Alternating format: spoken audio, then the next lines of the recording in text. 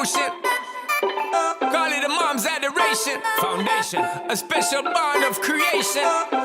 Ha! For all the single moms out there going through frustration. Clean bandit, China ball, and Marie thing make them air.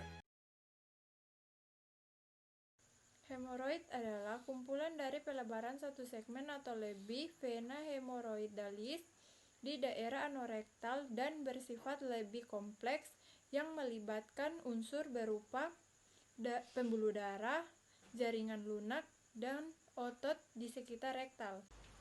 Jadi kesimpulannya adalah hemoroid atau yang lebih dikenal dengan wasir atau ambeien merupakan pelebaran vena yang ada di daerah anus yang disebabkan oleh adanya bendungan darah di dalam susunan pembuluh vena. Penyebab hemoroid sampai saat ini belum diketahui secara pasti, namun ada beberapa faktor pendukung seperti konstipasi, mengejang yang berlebihan, kehamilan atau persalinan, mengonsumsi makanan yang rendah serat, duduk terlalu lama, peradangan pada usus seperti kolistis ulceratif, kondisi penuaan. Hemoroid atau wasir atau ambeien dapat terjadi pada individu yang sehat. Umumnya wasir dapat menyebabkan gejala ketika mengalami pembesaran peradangan atau prolaps. Sebagian besar literatur menyebutkan bahwa diet rendah serat dapat menyebabkan bentuk fases menjadi kecil, keras, dan padat yang bisa mengakibatkan kondisi mengejang selama buang air besar. Peningkatan tekanan ini menyebabkan pembengkakan dari hemoroid, kemungkinan gangguan dari venous return, kondisi terlalu lama duduk di toilet diyakini menyebabkan melemahnya struktur pendukung, mengejang, dan konstipasi dianggap sebagai penyebab hemoroid. Pada kehamilan, memberikan tanggapan abnormal dari otot sphincter internal yang dapat menyebabkan hemoroid. Pada waktu persalinan, terjadi tekanan keluar yang kuat pada anus. Tekanan ini dapat memperparah wasir yang sudah atau membentuk wasir yang sebelumnya belum ada.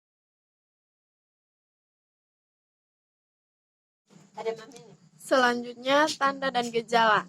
Gejala penyakit hemoroid pada tingkat dasar hanya berupa darah yang menetes pada saat buang air besar, sampai timbulnya benjolan dari anus.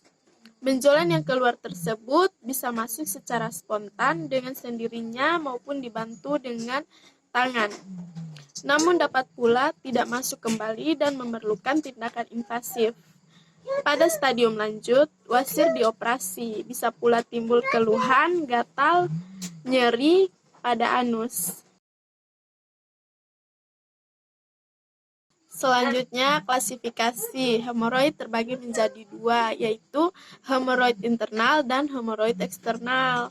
Hemoroid internal adalah pelebaran vena pada plexus hemoroidalis superior di atas garis mukokutan dan ditutupi oleh mukosa. Hemoroid internal paling sering menyebabkan perdarahan pada saat proses defekasi. Sedangkan hemoroid eksternal adalah pelebaran dan penonjolan plexus hemoroid inferior terdapat di sebelah distal garis mukokutan di dalam jaringan di bawah epitel anus. Hemoroid eksternal diklasifikasikan sebagai bentuk akut dan kronik. Selanjutnya, komplikasi. Komplikasi hemoroid menurut Mas Riyadi adalah 1. Ulserasi terjadi pada lapisan mukosa atau selaput lendir. 2. Prolaps dan strangulasi. Terjadinya prolaps dari wasir atau hemoroid dalam dan bila terjepit dan menyebabkan gangguan peredaran darah sehingga bisa terjadi nekrosis atau matinya jaringan. Yang ketiga, anemia dari perdarahan yang berulang. Keluarnya darah yang disebabkan karena sobeknya pembuluh darah, hemoroidalis yang terjadi berulang-ulang dapat menyebabkan anemia pada penderita hemoroid. Yang keempat, trombosis vena. Trombosis terjadi karena tekanan yang tinggi pada vena seperti saat mengejan, batuk, atau ibu yang melahirkan. Pembuluh vena yang mengalami pelebaran dan menonjol dapat terjepit dan terjadi trombosis. Yang kelima, infeksi. Setelah trombosis dengan odem atau pembekakan dan radang bisa mengakibatkan infeksi. Yang keenam, terjadinya iritasi. Yang ketujuh, jaringan menjadi mati atau busuk. Yang kelima, pemeriksaan fisik yang terdiri dari inspeksi. Pada inspeksi, lihat adanya benjolan di sekitar anus. Warna benjolan terlihat kemerahan, benjolan terletak di dalam. Yang kedua, palpasi. Palpasi dilakukan dengan menggunakan sarung tangan ditambah vaselin. Dengan melakukan rectal toucher, dengan memasukkan satu jari ke dalam anus dan ditemukan benjolan tersebut dengan konsistensi keras dan juga ada perdarahan. Selanjutnya, diagnosa keperawatan, yaitu yang pertama, diangkat nyeri akut berhubungan dengan agen injury fisik atau insisi pembedahan. Yang kedua, risiko infeksi berhubungan dengan tindakan invasif, insisi pos pembedahan, imunitas tubuh primer menurun. Kemudian yang ketiga, perdarahan. Kemudian yang keempat, sindrom defisit self-care berhubungan dengan kelemahan, penyakitnya, dan nyeri. Yang kelima, resiko konstipasi berhubungan dengan obstruksi pos pembedahan. Selanjutnya, intervensi keperawatan, yaitu yang pertama, nyeri akut berhubungan dengan agen injury, biologi, kimia, fisik, dan psikologis, kerusakan jaringan.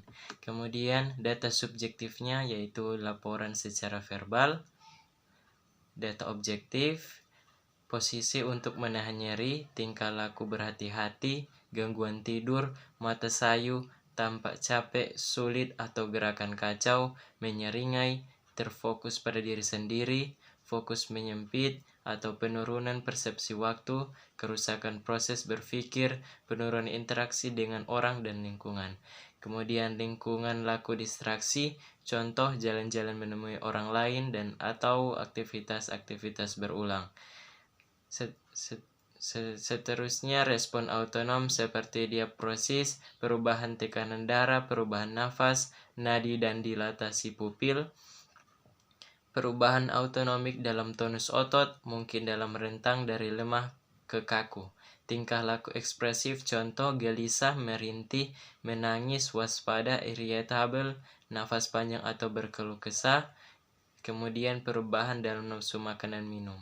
Noknya yaitu pertama, pain level, pain control, dan comfort level. Setelah dilakukan tindakan keperawatan, selama pasien tidak mengalami nyeri, dengan kriteria hasil mampu mengontrol nyeri atau tahu penyebab nyeri, mampu menggunakan teknik non-farmakologi untuk mengurangi nyeri, mencari bantuan. Kemudian melaporkan bahwa nyeri berkurang dengan menggunakan manajemen nyeri, mampu mengenali nyeri, skala intensitas, frekuensi, dan tanda nyeri.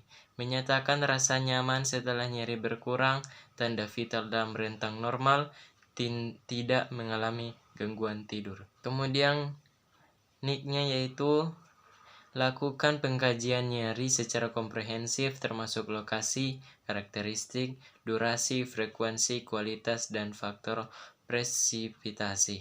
Kemudian observasi reaksi nonverbal dari ketidaknyamanan, bantu pasien dan keluarga untuk mencari dan menemukan dukungan, kontrol lingkungan yang dapat mempengaruhi nyeri seperti suhu ruangan, pencahayaan, dan kebisingan.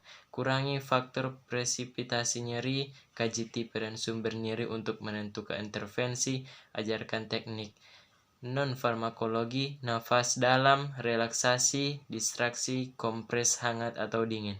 Beri Gunakan analgetik untuk mengurangi nyeri, tingkatkan istirahat, berikan informasi tentang nyeri seperti penyebab nyeri, berapa lama nyeri akan berkurang, dan antisipasi ketidaknyamanan dari prosedur.